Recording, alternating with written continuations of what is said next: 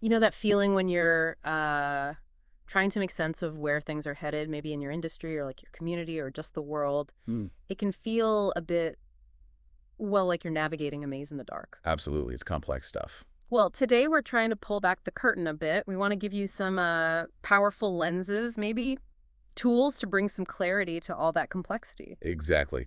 Yeah, we've been looking at some really interesting material, including these frameworks for futures thinking and, how people actually use them. Right? And the idea really is to equip you with ways to not just react to what's happening now, but to really understand the forces shaping what might be coming next. Okay, so what have we got on the workbench for this deep dive? Well, we're looking at two main tools. First, the futures triangle, and second, something called causal layered analysis, CLA for short. Futures Triangle and CLA. Got it. And these are basically ways to kind of quickly get a handle on complicated situations and maybe see futures you hadn't thought of. That's the goal. It's really about moving past the surface noise, understanding the deeper currents. Okay, let's jump in. Futures Triangle first. How does that work? Imagine you're trying to figure out an organization like, say, the Citizens Foundation. TCF, yeah. Doing great work in Pakistan. Exactly. Providing quality education for underprivileged kids, trying to break down those class barriers. You can check them out, tcf.org.pk. So, how does the triangle help understand their focus? Well, the futures triangle, like we saw in some student work applying it, it helps map out the different kinds of forces pushing and pulling on them. Okay. What's really useful is it forces you to look in three directions, not just, straight ahead at what's obvious right now. Three directions. Okay, what are they? So the first one is what we call the poles of the future. These are the visions, the goals, the aspirations, the things drawing us towards a particular future. What are we hoping for? Right, those big shiny ideals pulling things forward, like Right. a magnet. And in that TCF example, things like equal access to quality education or maybe digital classrooms in underserved areas, those were listed as poles. Precisely. So it's not just more schools, it's about the kind of education using tech. Exactly. The desired outcomes. Yeah. That's what shapes their strategies. Okay, makes sense. What's the second force then? That would be the pushes of the present. Yeah. These are the trends, the pressing issues happening right now that have momentum. They're sort of propelling us along. The immediate realities you just can't ignore. Right. And for TCF, the examples were things like the rising youth population. That obviously creates huge demand. Huge demand, yeah. And also increasing awareness of education as a right. That puts pressure on everyone to act, right? Yeah. So those are definitely strong pushes. Exactly. These are forces actively shaping the environment they're working in right now. Okay. And the third part of the triangle, weights of the past. That sounds significant. What are these weights? Yeah, they really are. The weights of the past, but think of it as historical baggage, ingrained cultural norms, past decisions, things that still have a grip on the present and can really slow down or even block progress towards those future poles. Ah, the stubborn obstacles. Okay. Yeah. And the TCF example had some really potent ones like gender biases in rural areas Right. and poverty and low literacy at home. These aren't new problems, are they? They're Yeah, deeply rooted challenges. absolutely. They also mention things like technophobia, maybe? Yeah. Resistance to digital learning, which could come from lack of access in the past, maybe? That's a great point. It's not just history facts. These weights actively shape today's challenges and opportunities. And that's the power of the triangle, really. It makes you see how all three, the pulls, the pushes, the weights are interacting, stops you from having that tunnel vision. Right. You can't just focus on your goals without seeing what's pushing you or what's holding you back. Yeah. Gives you a much more complete picture. A more holistic view, definitely. So, okay, the triangle gives us that broad map of the forces. Now let's go deeper with causal layered analysis, CLA.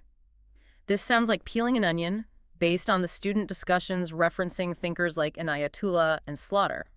That's a good way to put it, yeah. CLA basically argues that often how we talk about problems, how we try to solve them, it only scratches the surface. To get real change, meaningful change, you got to dig down. Dig down. Okay, so what are these layers we're peeling back? CLA talks about 4 levels. The top one is the litany. Think of this as the daily news cycle. Headlines, problems screaming for attention, often lots of numbers, maybe a bit of panic. Right, the stuff flooding our feeds, the constant noise. Students looking at TCF mention millions of children still out of school in Pakistan. That's pure litany, isn't it? Textbook litany, yeah. Or like, pollution in cities is getting worse, or youth unemployment is up again. The immediate problems we see and hear. Exactly. The litany is just the symptoms. The next layer down is systemic causes. Now we're looking beyond the symptoms to the underlying structures, policies, institutions, the processes that are creating those surface issues. Okay, so for the kids out of school litany, the systemic causes might be, I don't know, not enough government funding, lack of trained teachers, maybe being too dependent on donors, or just the difficulty of reaching remote areas. Stuff like that from the TCF example. Precisely. It's the machinery behind the problem, the systems at play. Got it. So deeper still. Deeper still. Layer 3, worldview discourse. This is where we look at the shared beliefs, the values, the ideologies, the dominant stories, really, that shape how we even see and talk about the problems, the assumptions underpinning the system. Okay, so with education again, maybe a dominant worldview, like the example suggested, is this unspoken idea that only the elite really deserve top quality education. It could be, yeah. Oh. Or maybe. Or maybe the narrative that fixing schools is only the government's job, nobody else's. These kinds of deep beliefs that, well, they keep the systemic issues going. Student discussions also mention cultural stuff here, language, social norms. Exactly right. Our worldviews filter everything. They define what seems possible, what seems right, and they justify the systems we have. Now, the deepest layer Okay, layer 4 is myth metaphor. This gets down to the really fundamental cultural stories. Yeah. Often unconscious narratives, emotional truths, archetypes, the core metaphors that shape our thinking at a really deep, often unexamined level. Wow, okay. Bedrock stuff. The TCF example gave that contrast.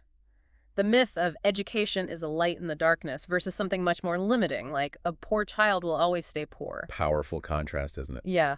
And other examples from the students really hit home, too, like that pervasive idea that bigger is always better, or how we think about nature. Humans are above nature. Or Earth is just a resource for us to use. Right, or even societal things like a steady job is the ultimate goal, or rite of passage, these deep stories. And they're incredibly potent because they shape our basic understanding of everything, often without us even realizing it. And, as the students pointed out, these layers, they're all connected. Change something at the myth level. And it ripples all the way back up to the headlines, the litany. Exactly. The effects can be profound. So why bother peeling this onion? Why go through all these layers with CLA? What's the payoff? Well, the main goal is to get beyond the quick fixes, the Band-Aids that only deal with the litany, the symptoms. If you understand the systemic drivers, if you challenge the worldviews, if you become aware of those deep myths and metaphors, then you could start thinking about truly transformative, sustainable change. Getting to the roots, not just trimming the branches. Beautifully put, yes. And it's not just academic, as the students found. CLA gets used all over. Education, policy, business strategy. Anywhere you have complex challenges, really. And those students who worked with CLA, they seemed to find it pretty beneficial. What stood out to you from what they shared? Yeah, several things came up again and again. They felt it gave them a much more holistic understanding. It pushed them to question their own assumptions, look at things from different angles. Seeing it from all sides. Right. They talked about fostering multidimensional thinking, combining the numbers, the systems thinking, the cultural insights, even symbolic stuff. They also felt it helped uncover hidden drivers, things you might not consciously see. Uh-huh. Moments, maybe? Could be, yeah. And that deeper understanding, they thought, could help reimagine the future by actually changing the underlying stories. Ultimately, they felt it could lead to better, more lasting solutions, and maybe even more inclusive ones because you're considering different perspectives. And strengthening foresight, too, helping anticipate things. That too, yeah. Better strategic foresight, preparing for more possibilities. So it's like seeing the whole iceberg, isn't it? Not just the tip, but the structures, the beliefs, the stories underneath. Fascinating. Now, the student discussions also got into something really crucial: assumptions. How what we think is true shapes our view of the future. Oh, massively. Our assumptions are like the foundation, aren't they? Yeah. They filter how I see everything and how we predict what might happen next. If that foundation is shaky or, incomplete. Then your whole view of the future can be skewed. Right. The students had some interesting thoughts on this. What were the main takeaways? Well, a big one was just how directly assumptions influence our decisions and actions. And therefore, whether we actually succeed or fail. Makes sense. Several pointed out that assumptions based on, solid evidence and a clear strategy, much more likely to lead to good outcomes than just wishful thinking. A bit of practical realism. Exactly. But they also talked about the flip side, optimism versus pessimism. Optimistic Assumptions can be motivating, drive growth. They. But if they're totally unrealistic, you're setting yourself up for disappointment. And pessimism. Well, that can make you hesitant, maybe miss opportunities altogether. It's a tricky balance then. It really is. And how did the students feel about their own assumptions looking ahead? It varied. Many felt pretty confident when they thought their assumptions were well-grounded based on research or experience. Oh. But definitely some unease, some uncertainty when they felt they were guessing or just speculating. A real awareness that assumptions can either, help you move forward or really hold you back. And that led them to realize something important, didn't it, about challenging those assumptions? Yes. That was a key insight for many, I think. The value of deliberately considering alternative assumptions. What if this isn't true? What happens then? And what's the benefit of doing that? Why deliberately poke holes in your own thinking? Well, they saw several benefits. First, it just opens up new perspectives, maybe reveals opportunities you hadn't even thought of. It's also just good planning, right? Helps with contingencies, makes you more resilient if things go sideways. Thinking about plan B, plan C. Exactly. They felt it leads to more informed decisions, more confidence overall. Plus, it makes you more flexible, more adaptable. If you've already thought about different possibilities, you're less likely to be thrown off course. And it helps you spot your own blind spots, too, your biases. Definitely. Questioning assumptions is a great way to challenge your own biases and get a more objective view. So stress testing your thinking by imagining different what-ifs. That's a good way to put it. Yeah. Broadening your view, preparing for more potential futures. Okay, let's try and wrap this up. We've journeyed through the futures triangle, that tool for mapping the forces, the pulls of the future, the pushes of the present, and the weights of the past. Right, the broad overview. Then we dove into causal layered analysis, CLA, peeling back the layers of complex issues from the surface litany down through systems, worldviews, and those deep myths and metaphors. Getting to the roots. And woven through all that, we've talked about the critical role of assumptions, how they shape our view, and why it's so important to examine and even challenge them. Exactly. They're distinct tools, the triangle and CLA, but they work really well together. One gives the wide view, the other the deep dive. And being mindful of assumptions is crucial throughout. So hopefully, for you listening, you feel like you've got some useful tools now for your own sense-making, a way to get a firmer grip on complex stuff without, getting totally lost in the weeds. Maybe even sparked a few aha moments along the way. We hope so. That's the idea. So here's a final thought to chew on, something to take away. Think about a challenge you're facing right now. It could be work, could be community stuff, could be personal.